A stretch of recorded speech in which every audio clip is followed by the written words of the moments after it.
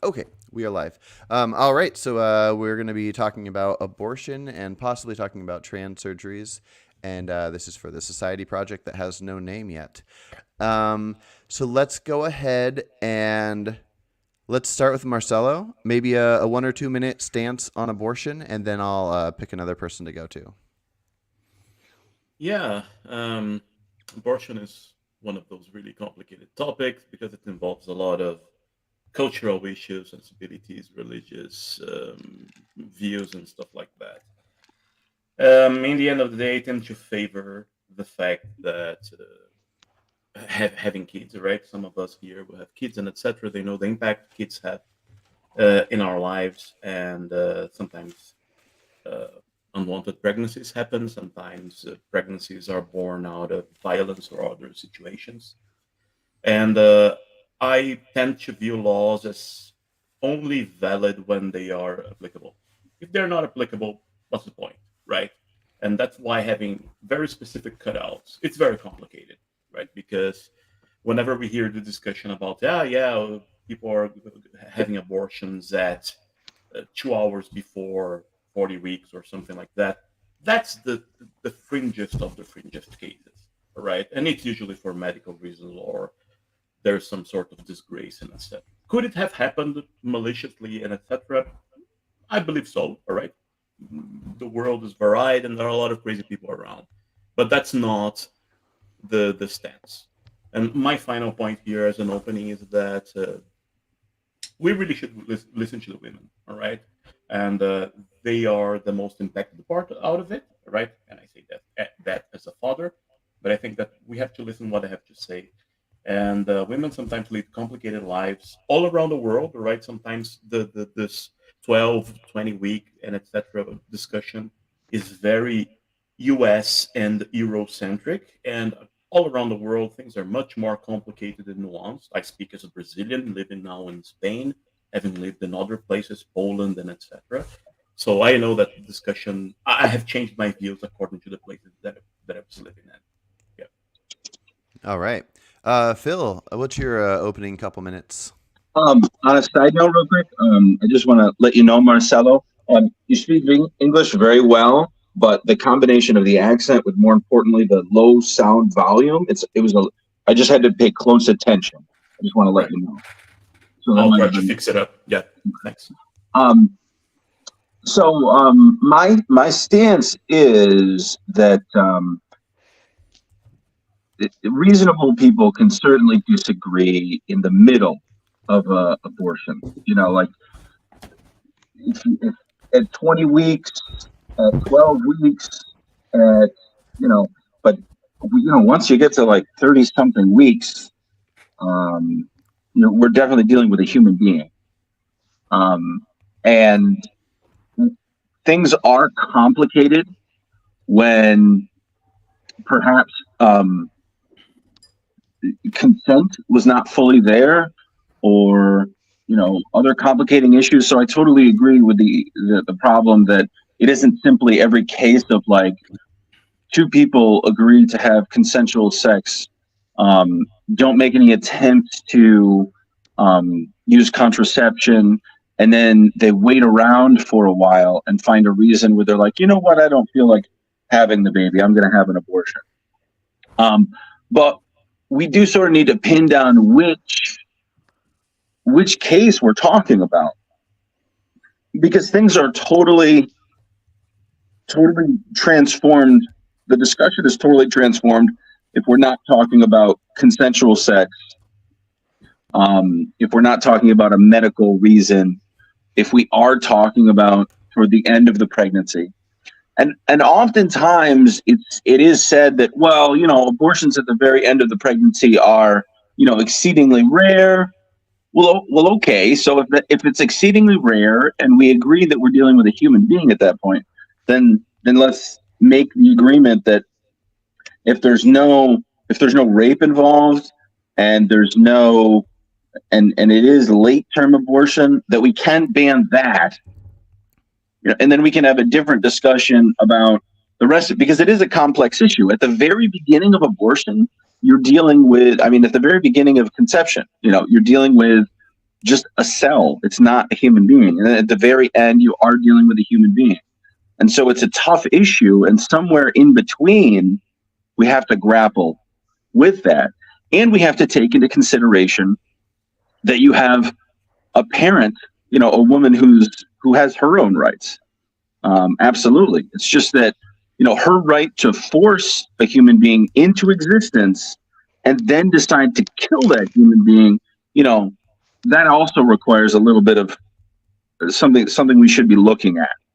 So yeah, I do take a 12-week stance, which I'm flexible on. If someone can convince me that actually no, like a 13-week-old pregnancy is not something we should be morally concerned with, then I can certainly I can change my flexibility on that. I'm not intransigent. I'm not unable to change my opinion when I receive new information. So that's the way I feel about it. All right. Let's go to Travis now. Yeah, so I'm just going to repeat what I said in my discussion with Harley, which is that my 12-week cutoff, that's kind of a tentative position. I don't firmly, it's not a firm belief that, it has to be at 12 weeks. That's just kind of where I'm leaning right now. The reason for that is because there is a paper called Reconsidering Fetal Pain, which argued that fetal pain may begin to arise at that point. Since we're dealing with people who are taking a rather extreme pro-choice position, I would ask, do you think it's okay to kill a newborn infant? And if not, what's the morally relevant difference between a newborn infant and a late-term fetus that justifies killing one but not the other? All right. And then, so Jeremy, you could either come in with your stance, or if you feel like it's not too much different than Marcelo, you could just join by answering Travis's question. Yeah, I had a feeling it was going to be quite different. And I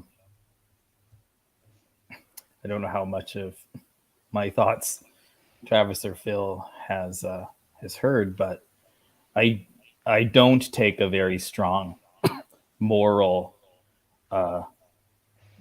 quote unquote pro-choice position. I don't take a strong stand that that all or even most abortions are morally better or morally right decisions. I take a fairly strong political pro-choice position. In fact, I think the concept of pro-choice is a political stance and not a moral stance. I said it in exactly those terms to Carson previously. I believe there's very clearly a huge distinction between which acts we regard as immoral, even very seriously immoral, and which acts we think ought to be criminalized by the state. More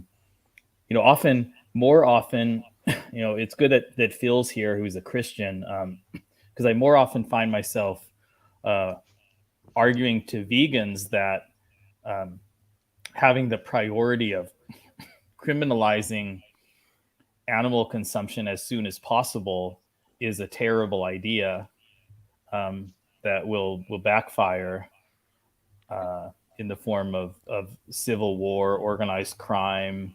I'm typically arguing to vegans that you can't just wave it. You can't just say illegal and act like it means waving a magic wand and making something disappear. Mm-hmm. It actually involves the empowerment of police and prosecutors to try to stop something, and then people respond with secrecy, with funding organized crime, with using defensive violence against the people who are trying to use police violence against them. And so the analogy that I would make to a Christian like Phil in the reverse is, we have plenty of religious behaviors that I would consider extremely morally wrong. Teaching young children about hell, where their non-believer, quote unquote, non-believer friends will will suffer for eternity if they don't properly accept Christ or embrace Islam in the case of that religion. That's terribly traumatizing. It's just abjectly evil. But I don't think that we should have a political policy of trying to criminalize those religions or the teaching of those religions because of the horrific societal consequences. So it's my primary argument is that there are immoral acts easy to think of that compare to the immorality of many abortions, which it similarly is not societally wise to try to oppose by the violent force of the state. And instead, we should try to convince people to, number one, try to convince pregnant women to make more morally informed decisions through intellectual, emotional persuasion, peaceful persuasion, and also try to contribute in whatever ways we can to reduce the situation arising, reduce the number of circumstances where these difficult abortion decisions have to be made in the first place, through solid sexual education and reproductive health care. But so that's my underlying point is that I'm taking a political stand when I say that I'm pro-choice, not a moral stand. But then with regard to the ethics of abortion, I would just say really quickly, Travis, you seem inclined towards negative consequentialism, and I'm very much not. I'm a general experientialist, consequentialist, somewhat close to hedonism. And so from my perspective, what seems like the biggest loss in the case of abortion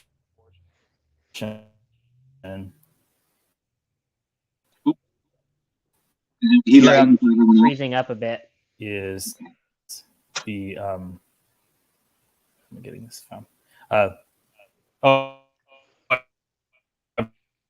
freezing. Yeah. I'm just gonna close whatever other windows I have open here. Strikes me as the biggest loss is the future happiness that would have resulted from that life, but I don't see any convincing argument that would distinguish abortion from contraception or just choosing not to reproduce. In that case, there's no I don't believe in any kind of ensoulment, and I as a hedonist adjacent consequentialist, I think of well-being, positive and negative well-being, as a fact about the universe. And so if a good life does not come into being because of an abortion, or if it does not come into existence because of a condom, given that it's the same net positive well-being life, that being the main distinction, I don't see one there. So it would come up down to a degree of suffering being the only difference. And like I said, I can see many abortions being immoral because they inflict suffering upon a late stage fetus. And the question would just come down to what all the other trade-offs are, Hey, Jeremy, just to push Travis's question a little further, or not further, but just to reiterate it, would you feel different about an execution a week after birth than an abortion a week before birth? Because I think that might have been more of what he was going for. Only because of the, I would say not inherently. I agree with Peter Singer's controversial comments on this, that inherently I don't really accept any arguments that assign some vastly different right status to a baby 1 hour after birth from 1 hour before birth. Um, there are clearly likely instrumental differences. A Gotcha. woman isn't facing any additional personal health risks after the baby is out of her, where she is at any point during pregnancy and looking forward, anticipating childbirth. Childbirth is, still in developed countries, a very risky procedure to undergo. Um, Gotcha. and Um, so yeah, those instrumental differences, what you have to trade off in order to keep a newborn alive and find a way to give it up for adoption is seems to me almost always going to be much much lower sacrifice than what you have to give up in order to continue a pregnancy and childbirth. That's the main gotcha. difference.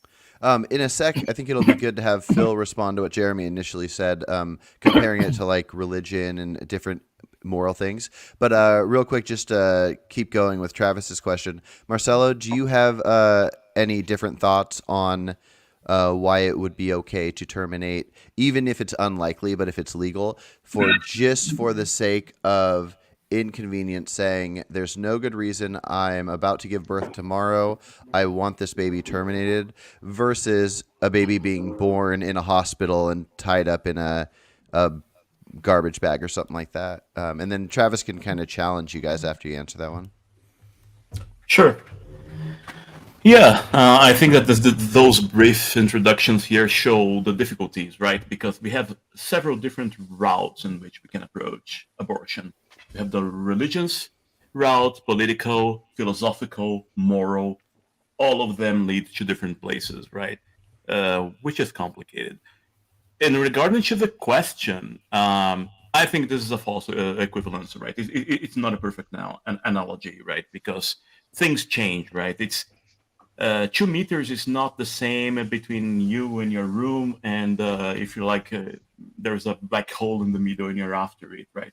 Things change due to some milestones. How you choose those milestones and etc. is subjective, and this is my problem with the moral argument, because this is basically a moral quandary, right? I think that morals are subjective, and if we stick to the moral part of this argument, I think that's why we have just so much controversy about this kind of stuff, because everybody's different. I don't believe in objective morals.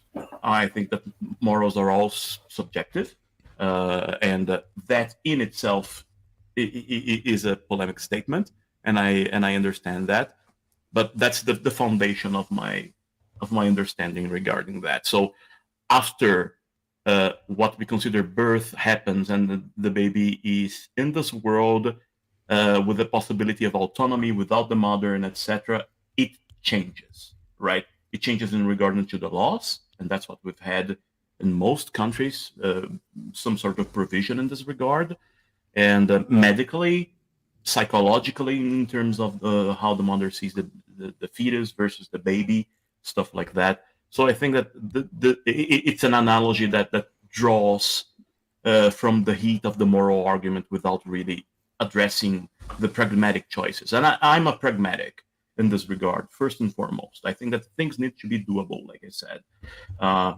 That's why I mentioned in my reply that I'm okay with 20 weeks. All right. I'm, of course, leaning towards no limits. All right. That should be decided between the mother and the doctors. But if to protect more women and more kids and to cause less abortions, and the abortions that do happen, they are safer. If the price for that is a limit of 20 weeks, I'm cool with that, because that's a net positive in my sights. It will improve people's lives, and then the outliers can be defined by a court of law or for additional legislation. It's the first step. Travis, do you want to challenge either of them? Yeah, so I don't see how the question is a false equivalence. The question is just asking you, if you take a different attitude towards these two beings, what's the morally relevant difference between the two beings? I don't see how the question is a false equivalence. No, my reply would Yeah, be neither do I. I think. Oh, no. I Sorry. just I agree with Travis. It's very valid whether there's a basis for distinguishing between the status as a moral patient of a child shortly before birth and shortly after birth. And I think I agree with Peter Singer and many other consequentialists that there are no such grounds. Mm-hmm.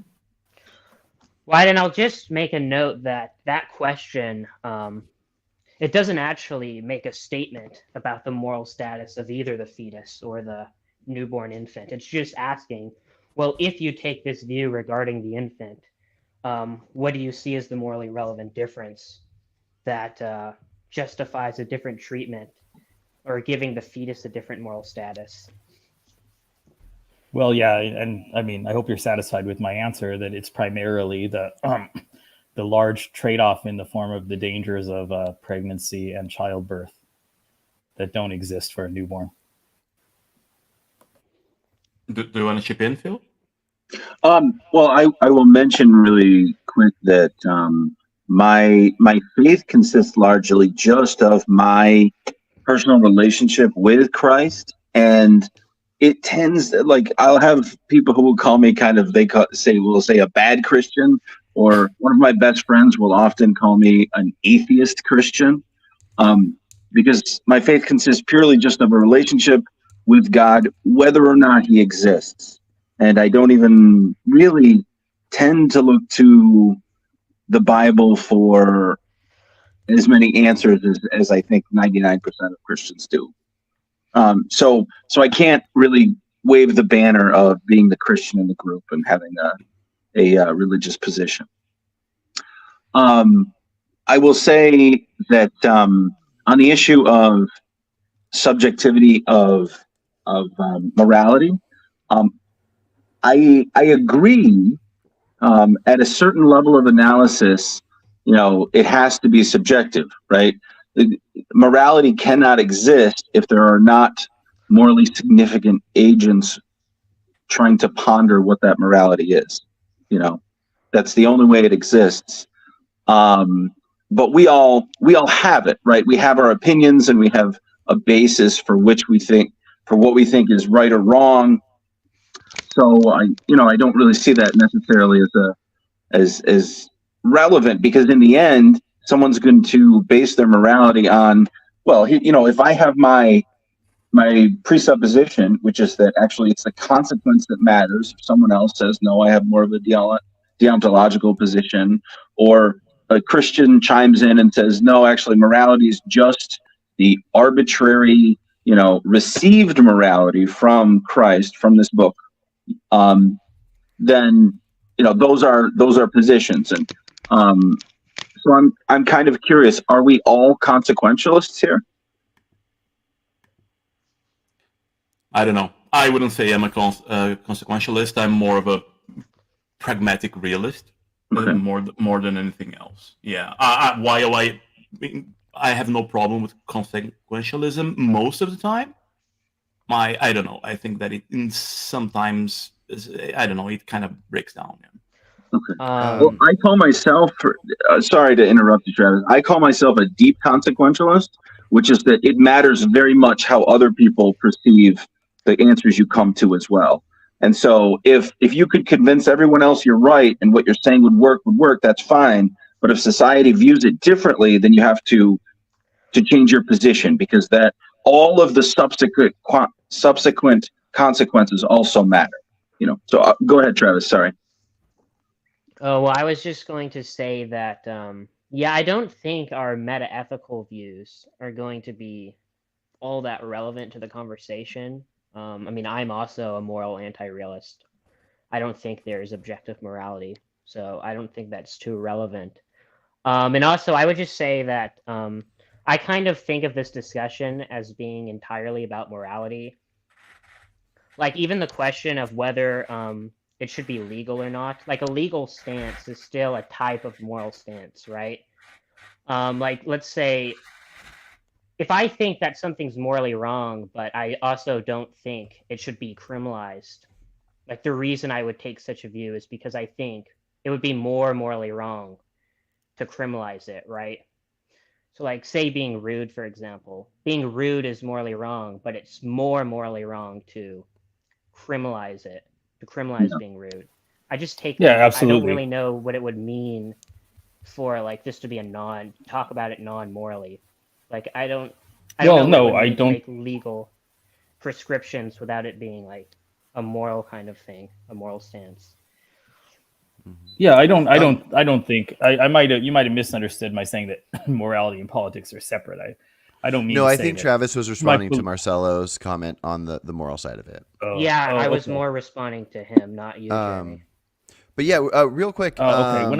When I say it, I'm just talking about the consequences of criminalizing something, which are very complex and severe. The collateral damage of a state using violence in the form of police and courts and prisons is it adds a completely potentially game changing factor to what would otherwise be the moral status of an act. I'm just Um, I'm. Oh, were you oh, gonna say something, Carson? well, I got a hypothetical picture to paint that with Jeremy and Marcelo answering it can help you guys know a little more of where they're coming from, and it'll help me know as well.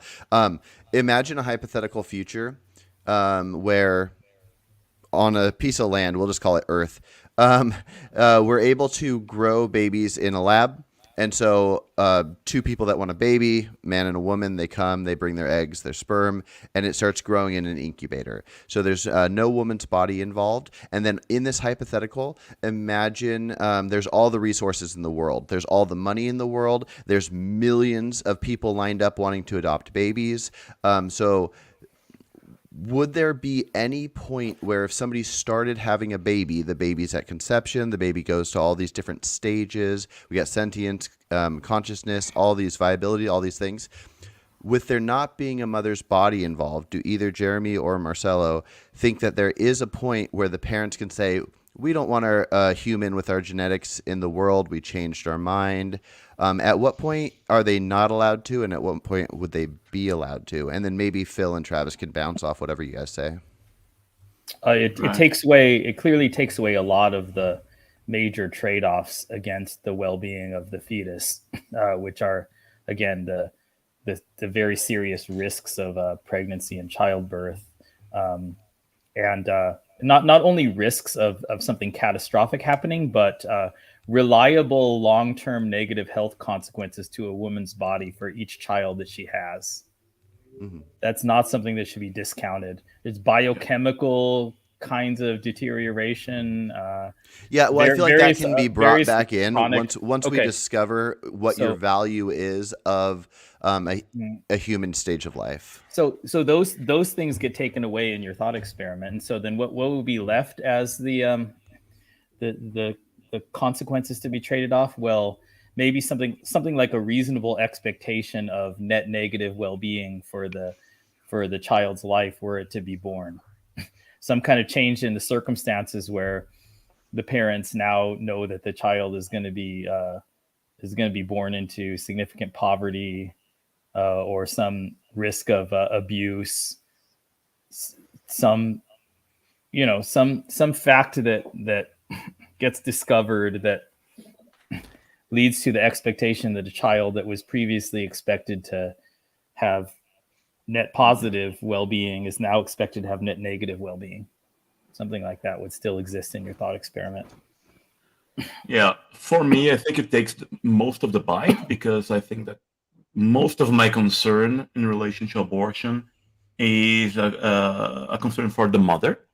And if there is no risk to the mother, is completely outside the uterus in this very artificial scenario where there is, I don't think so, any possibility of added violence or really unwanted pregnancy and stuff like that, then it's a very different story. Absolutely right. I think that I would be much less inclined to have the views that I have right now. But even in this case, I would defer to the medical consensus in relation to the viability of the fetus. That it would be a very big discussion about this, right? Because right now, I think that most of the confusion that arises out of this, besides the moral arguments, is this idea of the conception, right? When does conception happen, right? And the discussions about pain that were brought before, viability and stuff like that. And we would have to be pragmatic as I am, right? We would have to define, okay, this is it. This amount of days, weeks, months, whatever, would be the cutoff. But yeah. All right, Travis or Phil, either of you guys could challenge him now that you know his stance with that hypothetical, or you can ignore that hypothetical and bounce to something else. I will bounce if there's nothing that Travis immediately wants to say about that. I will mention that Travis, I watched after I left the other stream, um, after late term babies were called parasites.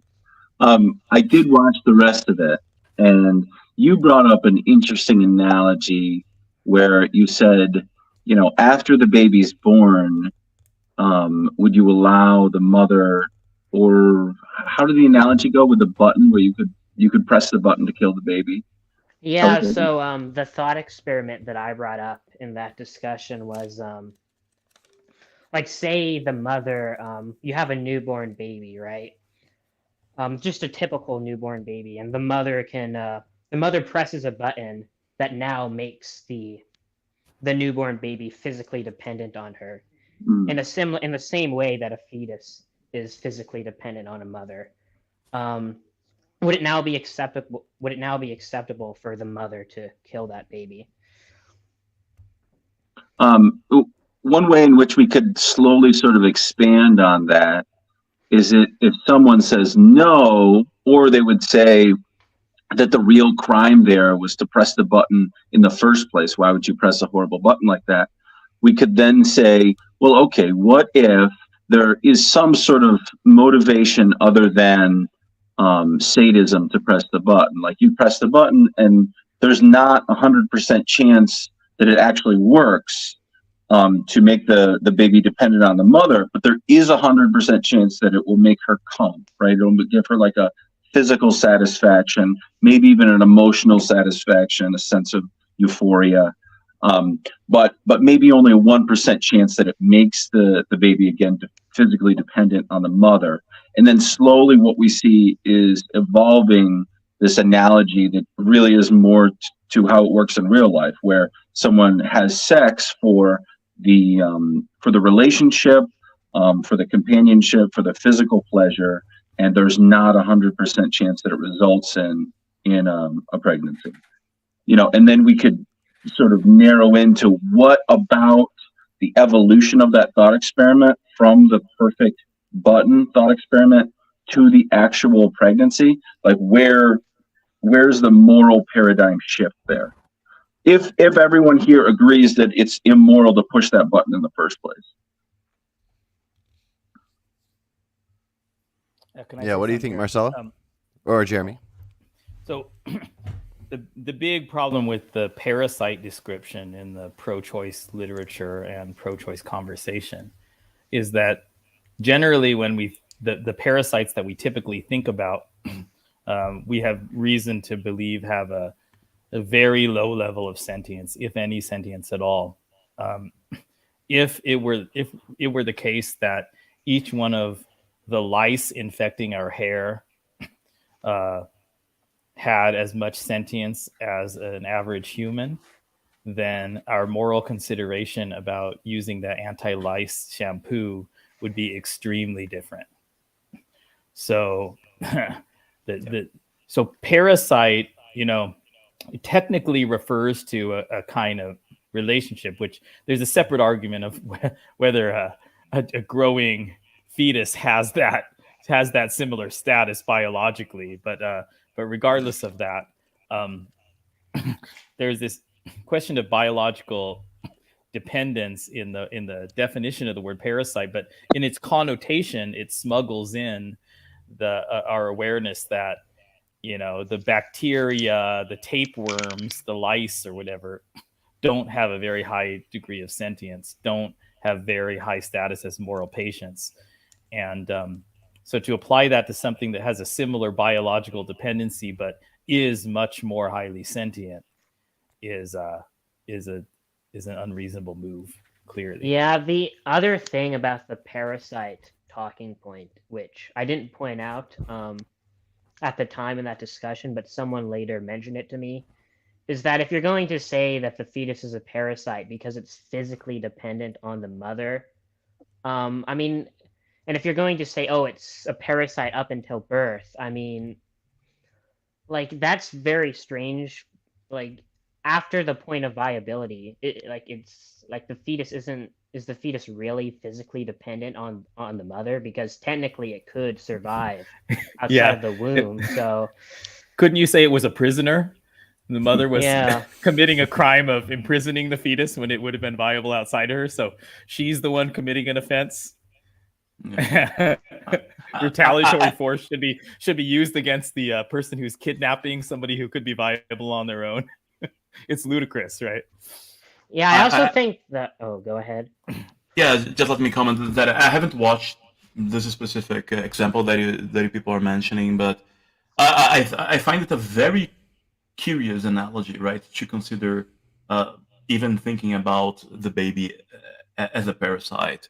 While I think that the more biologically adept comparison would be a symbiotic relationship, because that's what it is, right? The baby is not there to draw upon the mother in a detrimental manner. Nature has uh, capacities and mechanisms that ensure that this doesn't happen. One of the reasons why women are also more long-lived than men is because sometimes of birthing benefits. Right, there are changes in the female biology and etc. that promote that promotes health benefits and stuff like that. So I think it's very weird. And while I think that the thought experiments are interesting, I would like maybe to bring the real life into the discussion. All right, so what happens right now in the world in regards to abortion? Because it's all nice and dandy to bring uh, philosophy and sophistry and Schopenhauer and Wittgenstein and etc. And that's all good, right? I love philosophy, but that's why I'm a pragmatic, right? While we can make a very good philosophical argument for X or Y, it does it really matter when people are dying, women are dying, when we are passing extremely toxic legislation in some parts of the world towards whatever means you're on the side, right? It doesn't matter if it's pro-life or pro-choice and etc. Right? We are talking sometimes about convicting like the women as murderers for abortion, which I don't see how, frankly. Yeah. Right? It's a complete abomination, and the anything goes approach of it's a free for all and etc. I don't think that that's where the meat and the potatoes of the discussion is, right? I think that the real point here is how are women using abortion? Why do they have abortions? What is the impact of abortions in society? And then how do we deal with this reality? I think that the political debate and to a lesser extent the emotional moral debate is a bit divorced from the reality, and that's a detriment. I think that it allows people to sneak in bad arguments that can be spun out of control. Philosophy is great at doing that. Yeah, That's well, why so, I so make- really yeah. quick, I just want to say, Marcelo, I think you make a good point, and I think we should go over those details. And I think that leads us to crafting things like 20 weeks and these various ideas. But to make sure that there are cutoffs for very specific things, kind of like Phil was talking about earlier, to make sure, like, even if it's rare, even if it doesn't happen, it might be good to say if there's no medical reason and this person wants this action to happen, that unless there's a good reason not to, we call it illegal. So I just want to bring up Phil's thought experiment real quick, because I think it was important that we all went over the parasite idea. But to go over that button idea, imagine a handful of scenarios. So if you imagine just a mom with a newborn at home, it's 1 day old, and she just kills it and tells the authorities, I killed it because I decided it stressed me out and I didn't want to drive it down to put it up for adoption. So imagine what you would want the legal repercussions to be in that scenario. And then imagine if you feel that that's different from if the mother got home, the baby's 1 day old, and she presses the button and it's attached to her, and then she wants it killed to remove it. And then the third thing to imagine, if you agree that both of those two are murder and should be punished in a sense of murder, then if the third and last hypothetical scenario is somebody has sex, they're not raped, they had sex intentionally, they find out they're pregnant, they let themselves be pregnant up until the day before birth, and then they choose they want to kill it. Is if you accept that, how is that different from pressing that button? I think is what Phil was asking. So Marcelo, go ahead, and then Jeremy, if you want to answer it differently than Marcelo, then yeah, let's do that. Sure. I would agree that if the baby was already born, everything that happens after that is murder, right? Again, pragmatic realism, right? That's realistically what's going on, right? At that stage, the baby is viable, right? And again, there are nuances, right? The baby was born with hydrocephaly, and it's in a terrible situation. The family is deprived, and see, those are the nuances that are sometimes missing in those discussions. But considering like a stable average scenario, yeah, I wouldn't have any qualms in calling that murder. Absolutely. Even And pressing the button. Yeah, Okay. I think so. Yeah, Okay. I think so, because that's effectively the end result. The end game is that, and the Jeremy, process can I- doesn't really okay. matter. Go on. I was just going to ask Jeremy if I could cut you in line real quick just to make a point because I do have to leave in a couple minutes. Okay. I wanted to bring up the point of what you were saying, Marcelo, with really just having a white room philosophical discussion and then deciding that law should then be used to reflect on that. And Jeremy's made this point several times actually. Is not necessarily the right way to do it. And I agree, and I've seen this a lot in economics actually, where people will look at the results of an economic system and say that's not fair, and let's do this, ham-fisted approach at trying to make the world more fair, when in fact it may or may not actually have the effects that you're looking for in the end, right? It may not result in the effects you're looking for in the end. That's the same case when it comes to criminal law. And so I definitely agree with that point. I will say though, and the idea that it's murder to kill a very late-term fetus doesn't strike me as like ridiculous or divorced from reality in any way. And that's why I think it's important for like Travis's point of like, if you have a fetus which is actually 1 week overdue versus a baby which was born 2 weeks premature, they're the same. Arguably, the fetus who's been in there 3 weeks longer, that's more of a developed human being than the baby who's been born and held and fed and crying. So I don't think it's ridiculous at the very, very end of the pregnancy to consider that murder. But yeah, and I don't want to throw the conversation completely off with Jeremy giving his response. But I have to go, and I will listen to you guys from here on. All right. Okay. Have a good one, Okay. Phil. We'll see. Take care, Phil. Okay, so Marcelo, you were about to say so you already said your thoughts on the regular killing, the pressing the button. So what were your thoughts on why you might think it should still be legal in that hypothetical I gave of the pregnant person deciding a day before birth to have it aborted? Because of the difference between a fetus and a baby, right? Which I will concede that it's arbitrary, right? It's a classification issue. I think that while the fetus is still tied to the mother, that's the fetus, and that it is in the purview of the woman, all right? But when she presses the button after it's born and now it's still attached to her, is the problem just because she went against nature? Because it's still doing the exact same thing the fetus is doing, where it's attached to her. We can even say it's inside of her. It's right back inside. She has to deliver it again. Yeah. Frankly, I haven't given this scenario much thought. I would say that it's different because it feels different for me, right? Because even though it's attached to it, it's a different classification. It's a different scenario. And I don't know. I would probably consider that much more morally reprehensible than to have a what we call a traditional abortion Gotcha. in the current terms. Yeah. All right, Jeremy. I wanted to say that it seems to me that legal systems make distinctions that are at least as arbitrary, if not much more so, all of the time. Age of majority is a major example. If any of us were to have sex with somebody one day before their 18th birthday, we would, or whatever the age is over there, Marcello, Yeah. we would face very serious consequences. Whereas if we were to have sex with someone on their 18th birthday one day later, we would face no consequences. The underlying moral difference is just clearly not there. Another example would be something like legal distinctions between petty larceny and grand larceny.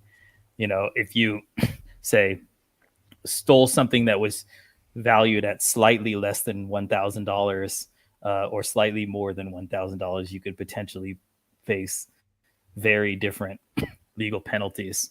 Yep. So these kind of things exist in law, and I don't have much disagreement with the common sentiment that as long as the law is well publicized and understood, and people are able to know what the law is in advance, then there's not a huge problem with that. It's something that you have to do in order to have a clear rules for a functioning system. Even though the underlying moral distinction is very, very minimal between stealing, $990 worth of something or $1,000 worth of something, or the absent the law, the moral difference between somebody engaging in sex one day apart. It's so the yeah. Go ahead. Just a comment, and I agree with you in general terms. In Brazil, the judge won't convict anybody that's proven to be stealing out of hunger, for instance, right? It's very rare if you're caught on supermarket stealing food and etc., and you're not stealing whiskey or something else that's obviously not something to provide for their family. You'll probably just get a slap on the wrist, right? Maybe some hours of community service, and that's it. Even though theoretically everything is theft, right? So this is where intent matters, right? And that's why we have on those fringe cases, we have to look at each and every one of those scenarios, because just setting up the scenario without understanding the mother, all right? What's the situation of the mother? What's the situation of the baby, of the family, of the society? The example becomes a bit soulless, and because of that, I think useless. But when you consider the situation of the individuals involved, then you can have a better understanding, and that's what a good law should do, right? It should give the legal system the tools to analyze and to dictate what happens in each case. Yeah.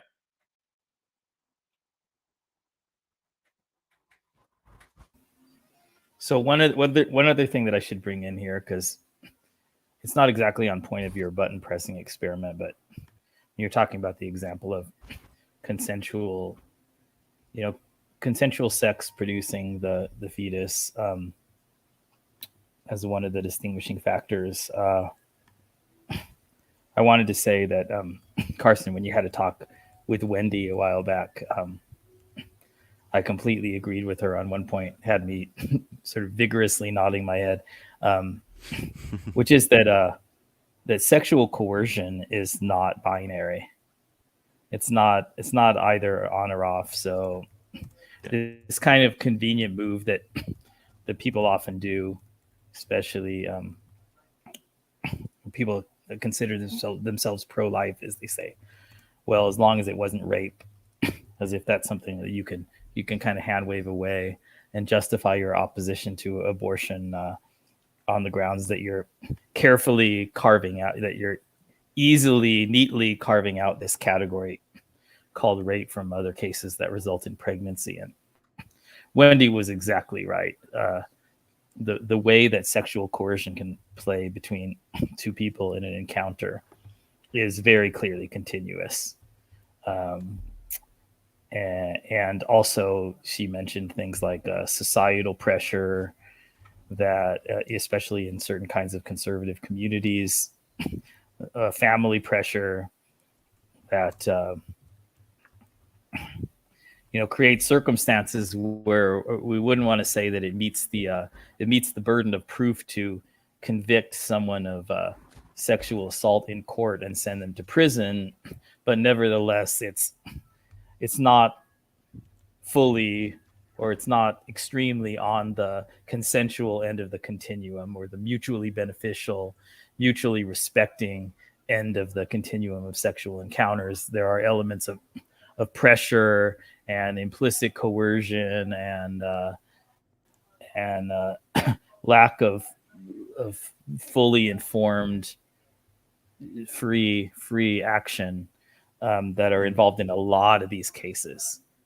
Yeah, And well, I think it would. I think it'd come down to the same way we judge that outside of pregnancy. So if somebody claims that they were sexually assaulted, and then there a bunch of questions are asked, and then it's all like, oh, well, he said please, and I said no, and he's like, no, come on, please, and I said no, but after 10 times, I gave in and did it.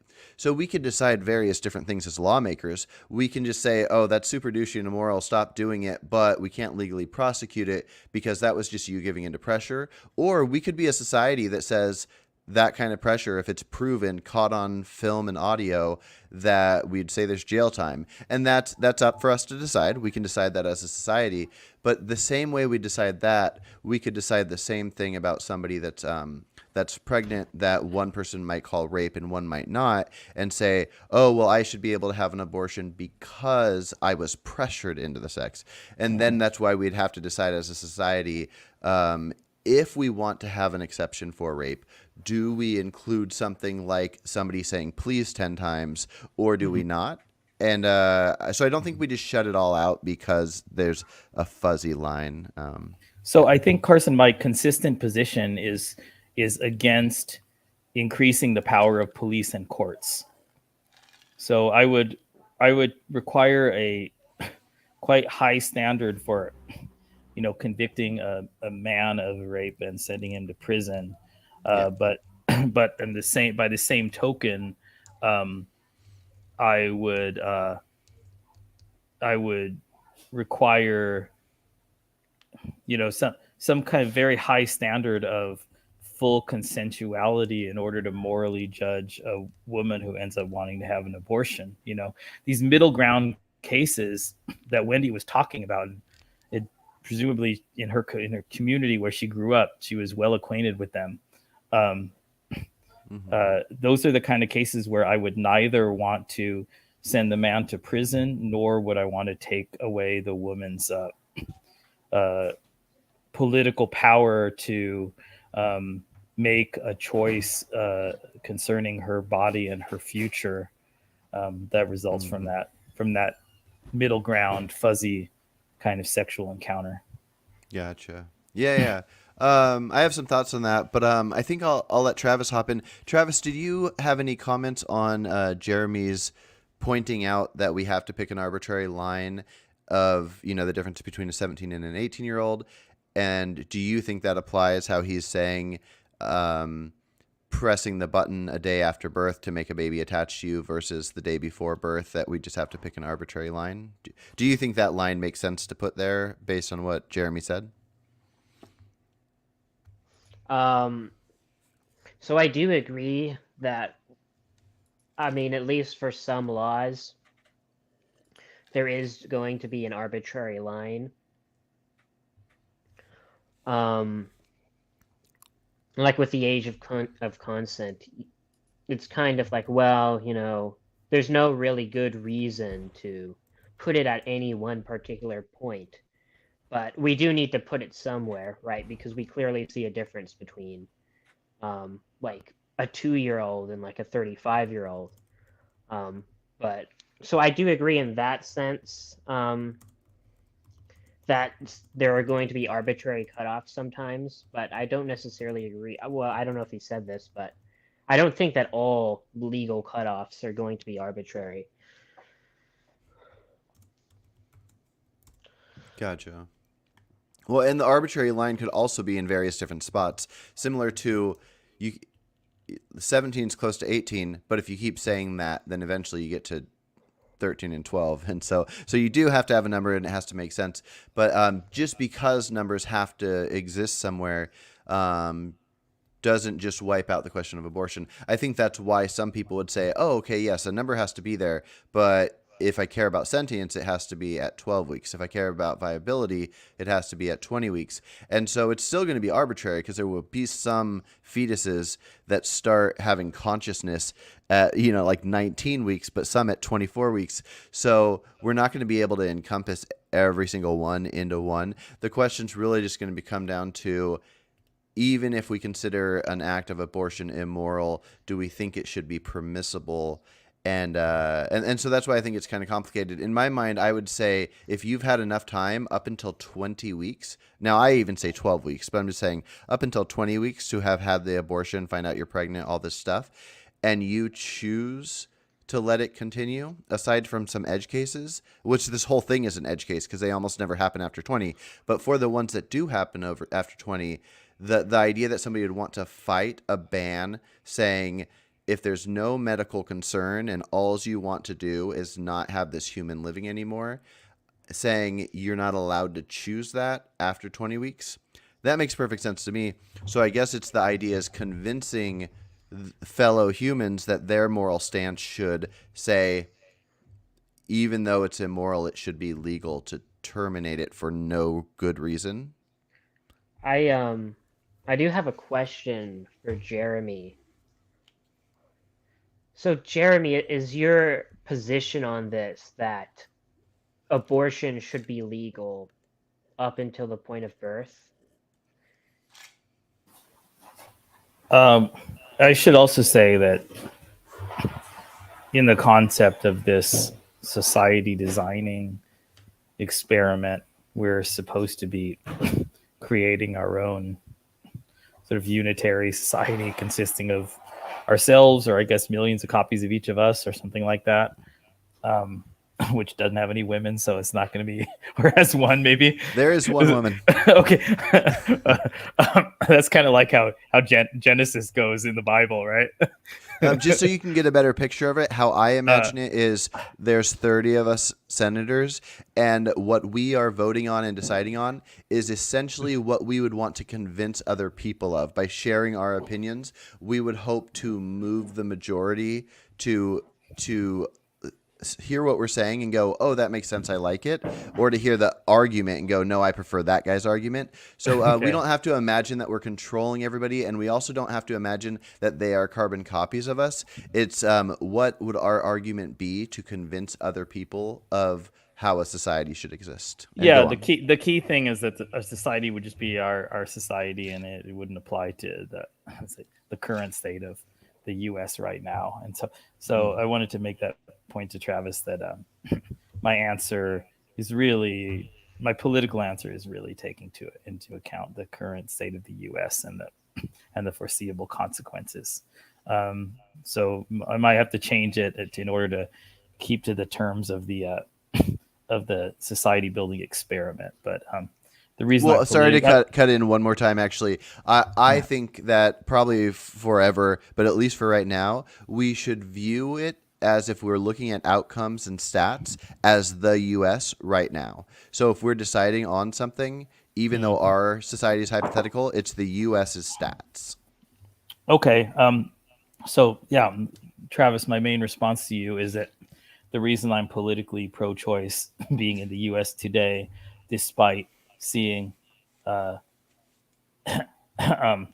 many abortions as potentially very morally wrong, has to do with my fears of empowering the police and the courts to a greater extent, and also what seems the incipient likelihood of outright violence and something like civil war on various state lines between various parts of the country.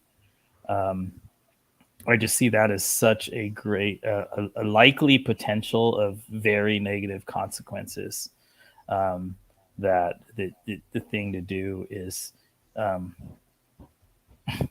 as with drugs and many other things, is to have this legal and attempt to use moral persuasion and the tools of civil society, um, you know, charity, advocacy groups, and whatnot to bring about better moral decisions by individuals rather than the violence of the state.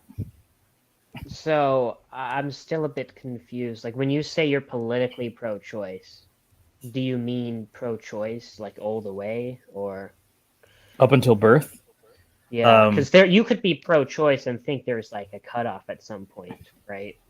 well, it partly depends upon the numbers. It might a late term abortion ban might actually be enforceable, practically enforceable, because the numbers of people interested in them, considering them, is quite small compared to the overall abortion rate. But if the numbers were large enough that there would still be a radical political difference between the law in Illinois and the law in Indiana, and then um, very people with strong moral, usually religious convictions on one side are going to physically arm themselves and try to stop the other side from coming across the border to get what they consider commit what they consider to be first degree murder of babies. And then the side that considers it to be a fundamental civil right of women arms themselves to protect the women.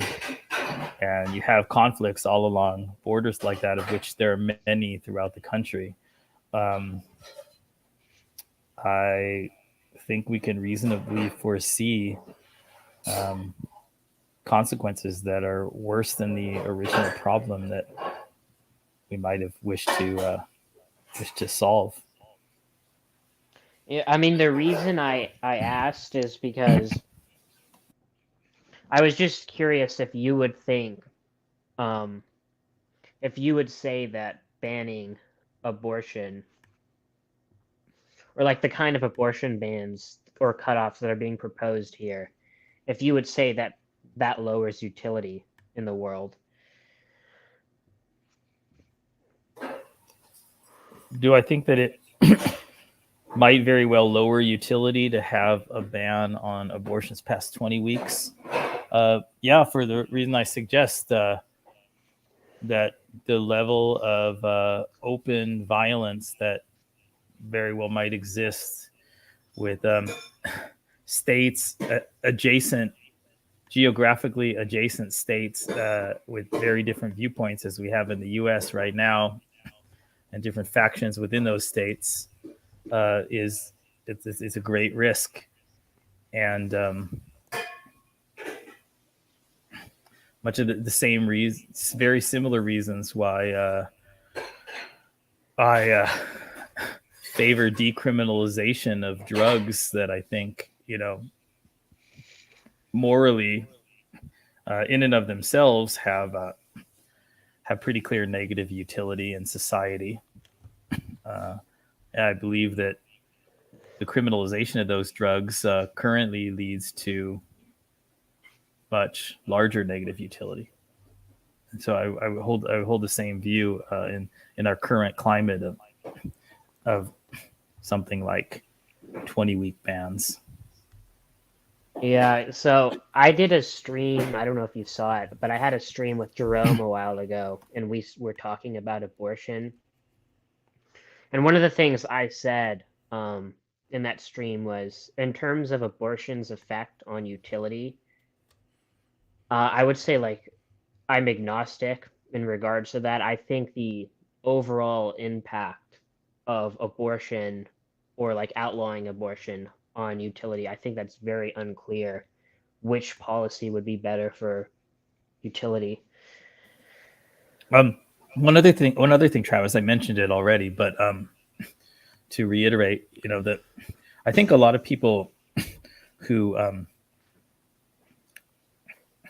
who come out morally against abortions they're correctly perceiving the loss of future happiness, the loss of a future life with lots of positive experiences in it.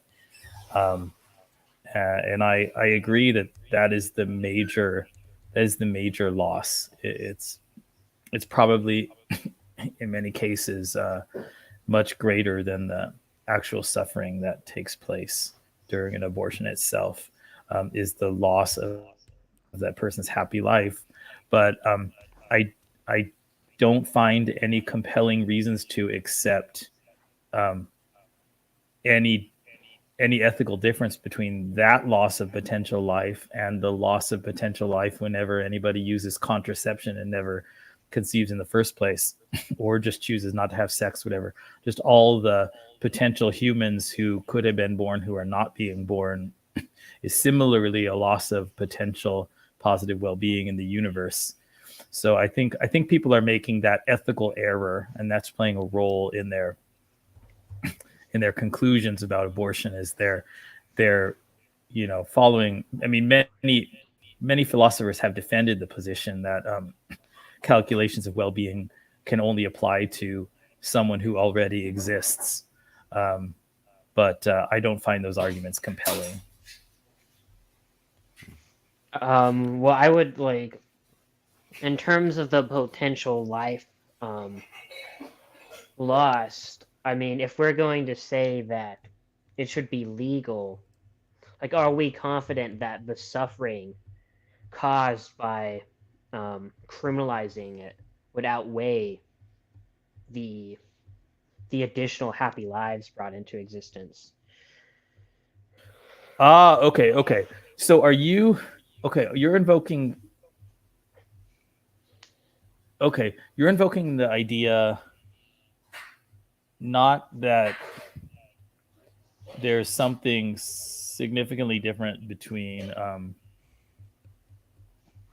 having an abortion and using contraception in terms of each preventing a life, but you're saying,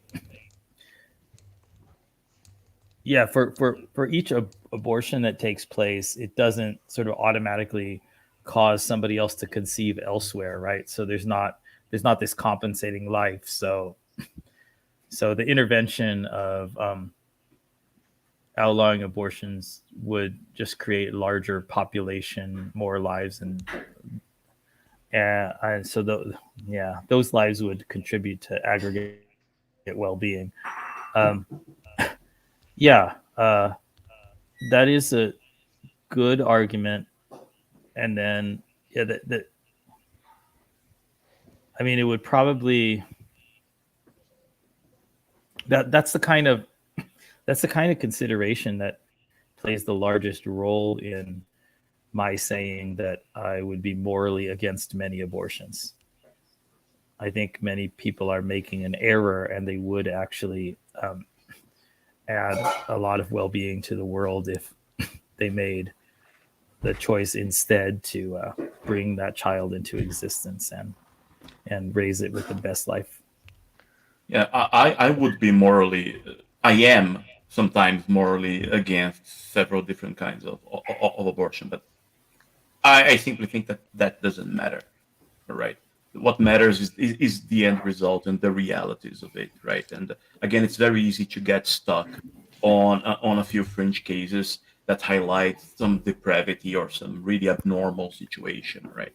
Even the discussion is a bit weird, right? Because if you get the numbers from the CDC, and I'm double checking them here just now, just to make sure that I have the right numbers in mind. Again, since we're talking about the US, I'm using CDC, right? So we are talking here that late after the 21st week of the pregnancy, the number of abortions is basically 1%, right? So 99% abortions take place up to the 20th week. If you look at the 12 week, 66% around 6 weeks, 15% around 9 to 10 weeks, and 8% 10 to 12 weeks. So that's the brunt of it, right? Yeah. And that's where most of our focus needs to be on, right? Again, there is also a very interesting correlation here, which is, again, who usually has to have those late term abortions? Poorer people, people that cannot get a referral, people that do not have medical, that have to jump through many different hoops, right? And this is a lengthy process at times, right? And people, sometimes women that are malnourished with like some sort of food emergency, they don't develop the symptoms much later on when there is part of this threshold is already behind them. So Yeah. those are my concerns, Or frankly. people like Wendy was talking about who have lots of family and societal pressure, and then finally later into the pregnancy happen to find a social escape from that kind of oppressive environment. I wanted to say about the analogy to contraception, similarly preventing a potentially net positive life. It's not just the hypothetical. The Catholic Church, in its way, does criminalize contraception. It does criminalize the attempt to avoid bringing what it considers to be positive lives into existence. And so when I make the distinction between what I consider moral actions and what ought to be criminalized, I'll turn it back on Travis and ask you from a sort of pro-natalist, utilitarian, utility maximizing perspective, even if you don't share it, just, how would you justify that distinction, not attempting to criminalize contraception?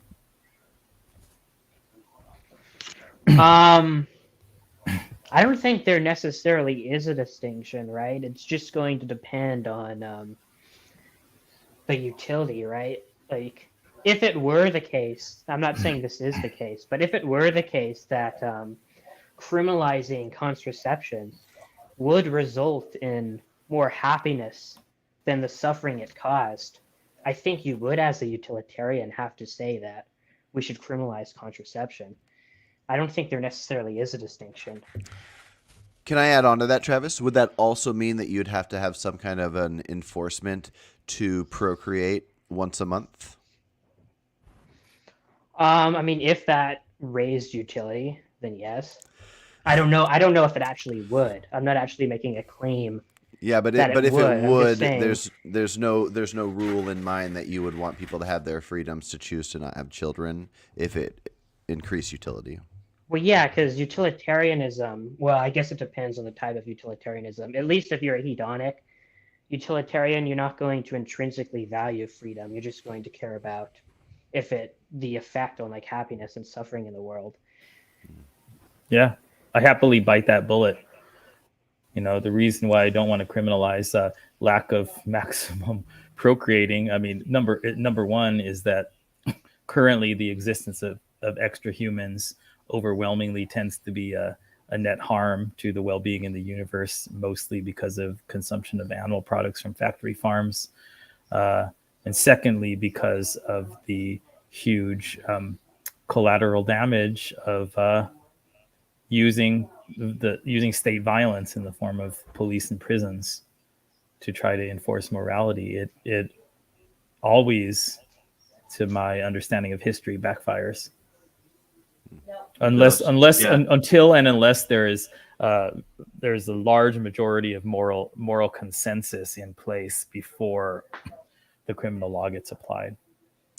Yeah, I just don't think. I think it's fine to have the stance you have, because it's inside the woman that you want her to have this freedom to choose, any element of added policing.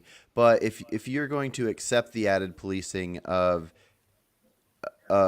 somebody that takes out their child 1 day after birth, or 10 days after birth, or 2 years after birth, having that arbitrary line there, I just don't think adds up. But maybe the combination of things do. I just don't think the policing's fair to call that a reason for it. I think that's why the emotional approach is so problematic, right? because as you can see here, we are talking about different angles of the emotional and ethical, moral approach, and it is complicated. We can defend this from any number of points. That's why I think that the moral argument should be the last one in line. It should be present also, right? Because we are a moral society. We are a society that one way or another sustains itself upon certain moralities and etc. And they need to be considered also, right? You cannot simply just ignore that a good chunk of the Americans is evangelical, right? And think Mm-hmm. screw them, all right? And I say that as an atheist, right? I don't believe in God. I would much rather not having any sort of religion around and etc. But realistically speaking, those people are out there. They have their rights. They exist. And what I don't want is the other way around. I don't want those sensibilities and morals dictating what everybody else has to do with their own lives, right? That's why I think that Yeah. the current debate regarding abortion is so toxic because it's Mm-hmm. basically the baseline is basically religious in the United States. Mm. 99%, I think. Yeah. Right? We are seeing the politicians, the senators, and etc., making those claims of pro-life, pro-choice. And I was watching the Republican debate a couple of The days ago, and primaries. etc. Yeah. Exactly, yeah. And oh my gosh, everybody's a man of God, and they are so pro-life, and etc. Come on, folks, right? That's not how you Well, do legislation, right? yeah, just so you know, it's not everyone because I agree with you I know, yeah. completely that the moral side of it is the lesser side for me. So in my mind, the most important, valuable things you can do starting a society or creating one has no connection to morals whatsoever. It would just be mutual benefit. So I Mm-hmm. say we look at humans, we say we want to have this society where we protect humans from being killed, we protect humans from being harmed, punched, and people hear me say all the time that even if we could get it down to the level of protecting humans from being tapped on the shoulder if they don't want to, any form of infringing on people's liberties. I don't want, and not because of morals at all. But if my reasoning didn't exist, then the moral reasoning would work for all of this. But I think all of this works for a mutual benefit. You don't kill me, I don't kill you, and it's just it works out for everyone. And that's the reason why in a perfect society with the right amount of resources, my stance on abortion is actually no abortions even at conception, and it's not for morals at all. I don't take a moral stance until sentience kicks in around 12 weeks. At 12 weeks, I care about the sentience of that, but the very pointless living human from conception to 12 weeks, that thing has no matter to me whatsoever. But I don't want to live in a society where the government chooses at what age to not protect human life. Now, we don't need to get in a debate about if it's silly to care about a zygote that has no meaning. But my framing around it is the idea of I want to feel safe in my society, and I don't want there to be people choosing what can and can't happen. Like, can the government have control to kill somebody because they committed a crime that makes the government feel like they're able to kill somebody? So that's why I'm against the death penalty. I'm against abortion. We protect humans at all costs. And then separate from that, if enough people agree on a moral outcome, then that's why, like Jeremy said, we don't criminalize eating animals right now because the majority think it's morally acceptable. If the Hopefully we can convince the majority to not think it's morally acceptable to circumcise babies, and we can make that part illegal, and we can base our laws around morals in these other cases.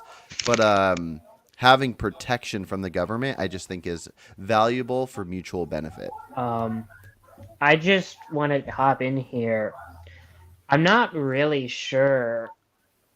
Like, if we're making legal prescriptions, what we would be basing it off, if not morality. Mutual Like, benefit. Science. when you talk, wait, what did Marcelo say? I think he said I said science. science, yeah. Yeah, I don't think science can tell you what laws we should have. I think it Well, can. real Can you quick give though. an example? Like, Okay. what's Abortion. an example of a law that science prescribes?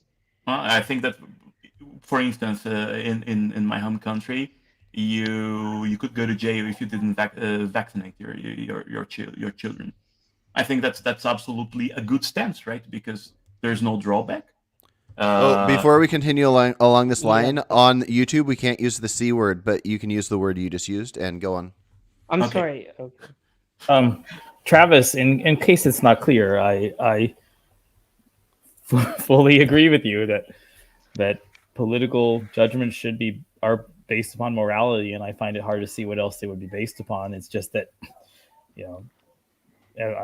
accept consequentialism, and if, as a matter of fact, we had magic wands that could change the state of the world, it would be a very different situation from attempting to change the world through violence in the hands of the state in the form of police and courts and prisons, with all of their corruption, their perverse incentives, their mistakes, and just their cost of operations. And that it's just often much better to pursue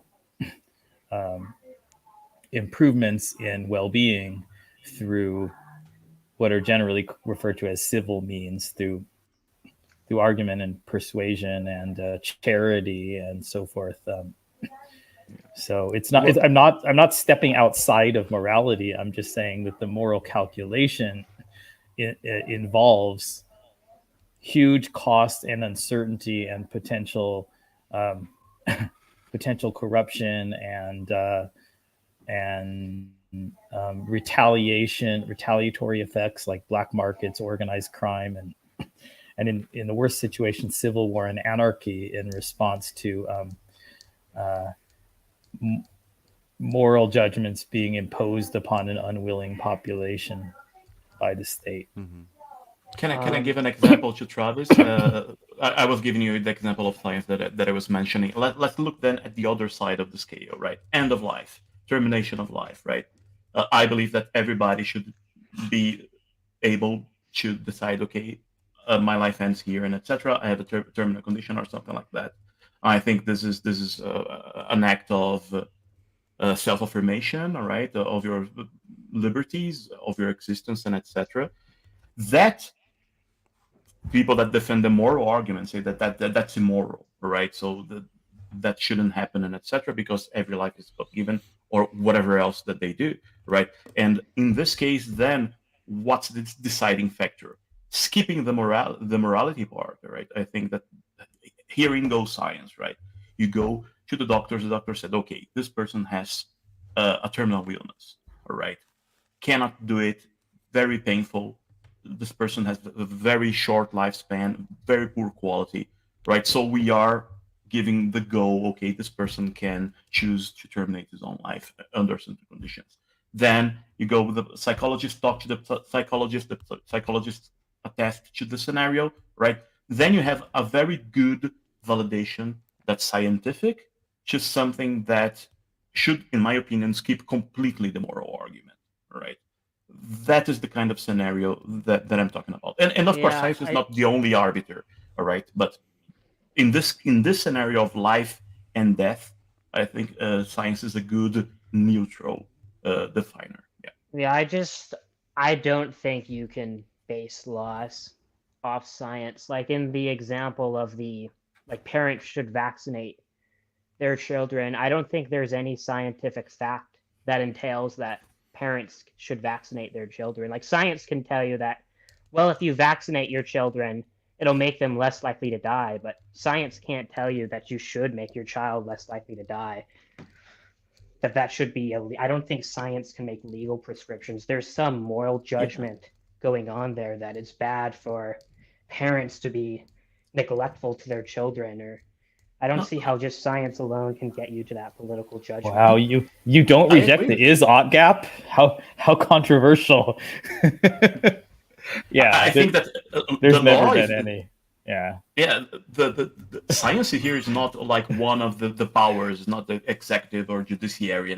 No, science here is the arbiter that emboldens and allows us to enact good legislation, right? So you're saying that science should guide our morals? Yeah, there always needs to be at least not one our morals, one moral our laws. premise, Okay. you know.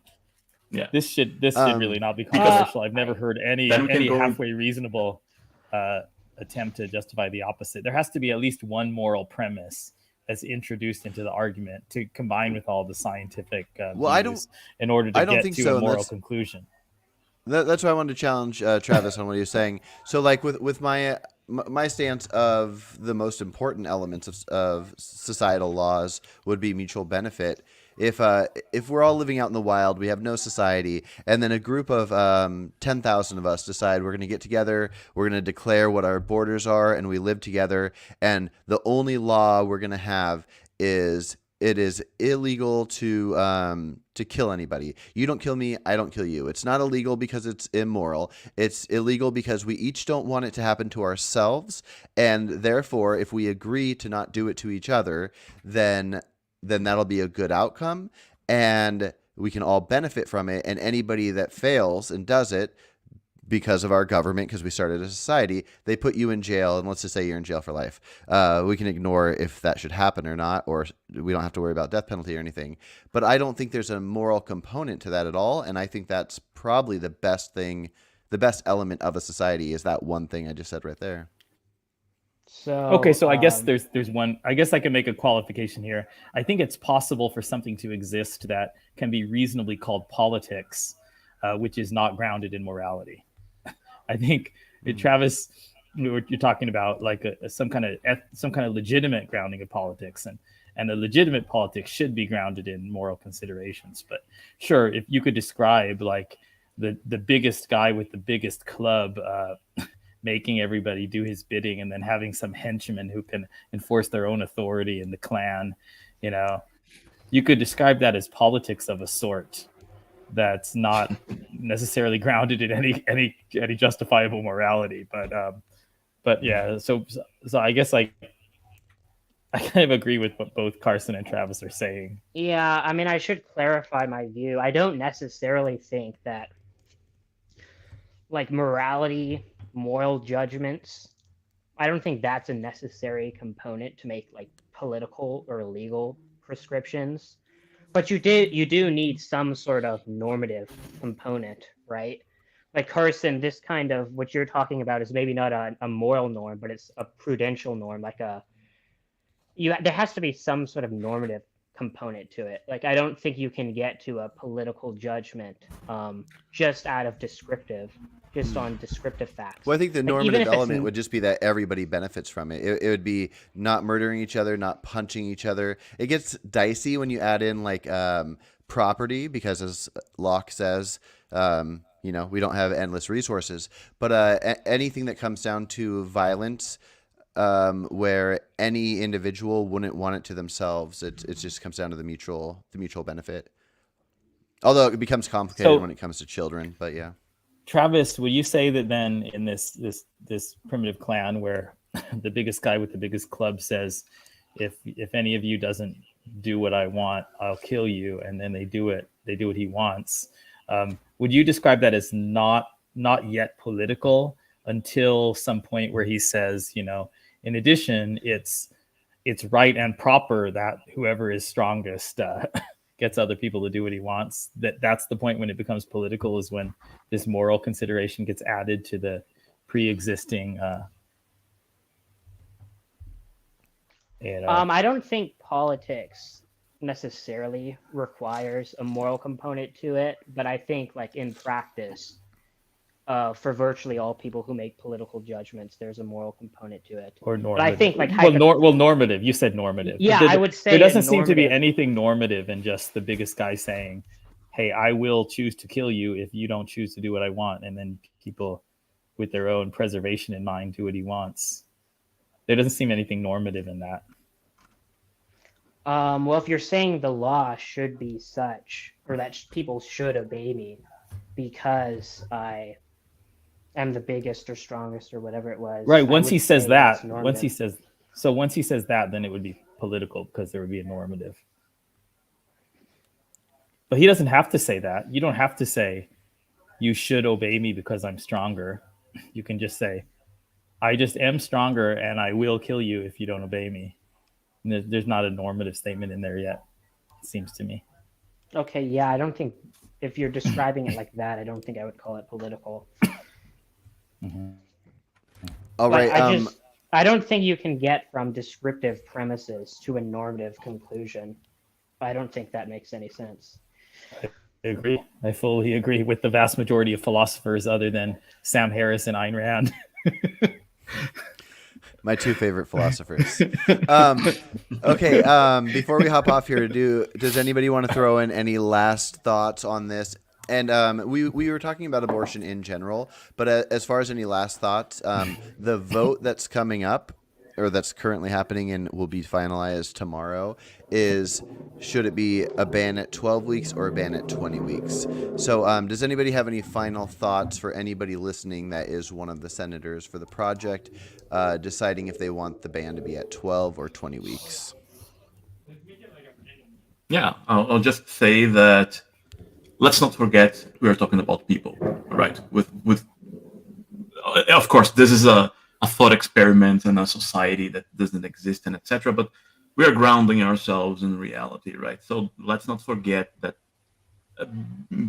besides all the sophistry and etc., we are talking about real people, real lives, and we have to do the thing that makes sense to promote a good society. And people, it has been shown throughout history that women will have abortions for a number of reasons. Doesn't matter if they're conservative, they're liberal, doesn't matter, right? That's how life itself is organized nowadays. So if that is a reality, and we understand that up to 90 something percent of all abortions are up to the 20th week, I think that's a great cutaway point to have a middle ground, right? That would be my position. I would vote for 20-week, with the caveat that banning, which again is an extremely vague word, doesn't mean treating abortions after 20 weeks as first-degree murder, but some much lesser punishment that aims to create an incentive to reduce reduce those abortions effectively, without the risk of huge collateral damage from greatly empowering the police and the prisons. All Yeah. right. Travis, That's you it. want to That's end where I it? stand. Yeah, there's just a few things that were said in the chat that I wanted to respond to. This person, Vegan Stallion, says third trimester abortion is exceedingly rare and is only done in the case of saving the life of the mother. So in regards to the claim that it's only done in the case of saving the life of the mother, this is a claim that I've seen pro-choicers make a lot, but I've actually never seen this claim substantiated, that it's only done for saving the life of the mother. That's like an empirical claim that you would have to provide evidence to substantiate. Well, And then and ethically, Yeah. if that's what a pro-choicer is going to stand on when it comes to that, then what's their problem with criminalizing it except for saving the life of the mother? You know, Definitely. they have this literature, they have this philosophical literature, this bodily autonomy literature that explicitly justifies third trimester abortion. Yeah, I will point out. Oh, were you gonna say something? Well, and they don't, the same people who would make that kind of argument to you in one context will make the bodily autonomy up until birth argument in another context, and that's it. It's just inconsistent, right? Well, I just wanted to point out that there was an article by this fact-checking website called factcheck.org, which is just so no one comes in and says it. This is not a right-wing site. This is a nonpartisan site. But they did back in like 2015 or 2016, Hillary Clinton made the claim that most late-term abortions were done out of medical necessity. And this fact-checking site came to the conclusion that there's insufficient evidence to substantiate that claim. So maybe since then there's new empirical evidence that has come out, but if there has, I've never seen it. That's just something let's I just guess. ask. Yeah. let's just ask Vegan Stallion if he repudiates the typical pro-choice reaction to the violinist thought experiment from a very famous Judith Jarvis Thompson paper. The violinist is inherently the purpose of that thought experiment. Much more sentient than a term fetus, right? A fully sentient adult human, and it's a very common pro-choice position to believe that the person who, against their will, was hooked up to this violinist and whose body is required to keep this violinist alive has every right to disconnect themselves and let the violinist die. Stallion, if your point is just that it's so rare, then when there's nothing else to it, then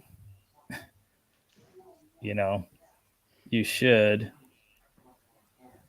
What do you have a problem with somebody disconnecting themselves from someone with the sentience of a typical adult human and letting them die? I will say, to be fair, it may be that they're not really making a statement about their own values, but they're just attempting to persuade other people by appealing to those people's values. That could be what's going on there. Mm. But there also was a comment, but just one more thing on that. That claim is something I see get asserted all the time, but I've never seen it substantiated. Nikki Dorr says murder should not be legal. Abortion is murder. Say whatever legal philosophical morals you want. That's fact. That's science. Yeah, so it's not a scientific fact that murder or that abortion is murder, or that a murder should not be legal. Science itself says nothing about the moral status of abortion. I was about to mention that specific comment exactly. I think it's ludicrous to say that equate those two things. It's not simply there.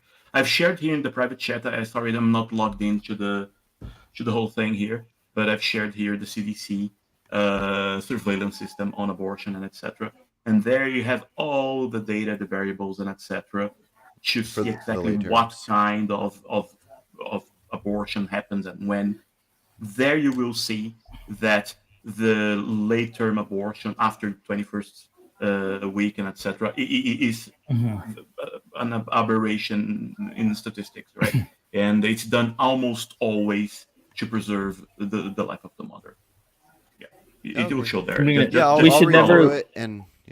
Yeah, we should never lose sight of proportionality and the fact that the average American is doing something much morally worse, much morally worse in their dietary choices to consume animal products, the products of unimaginable torture in large numbers. Yeah, I get pro-lifers get mad at me a lot. They're like, "Oh, so you're against eating eggs, but you're fine with killing a non-sentient embryo." It's like, well, yeah, eating eggs is a lot worse than killing a non-sentient embryo.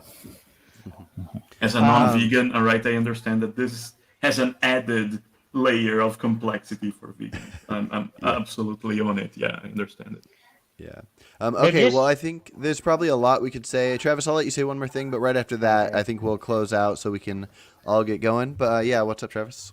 Yeah, I just wanted to make one last comment on here. This vegan stallion says, "I'm a soft anti-natalist. Life is pretty sucky for most people. Better to never be born." Even if you're an anti-natalist, a lot of the anti-natalists that I've seen make a distinction between a life worth starting and a life worth continuing. I don't think antinatalism necessarily gets you to the position that abortion is morally acceptable, especially if you're talking about it at the point where the fetus is sentient. If you're an antinatalist, I would just ask you, well, would you be okay with killing a newborn infant to spare them the suffering of life? And if not, what's the morally relevant difference between a newborn infant and a sentient fetus that, justifies killing the sentient fetus to spare them the suffering of life? Yep. All right. Well, it was a good talk, guys. I'll see some of you tomorrow, and I'll see the rest of you later. Okay. Bye. Have a All good right, day. take care. Bye.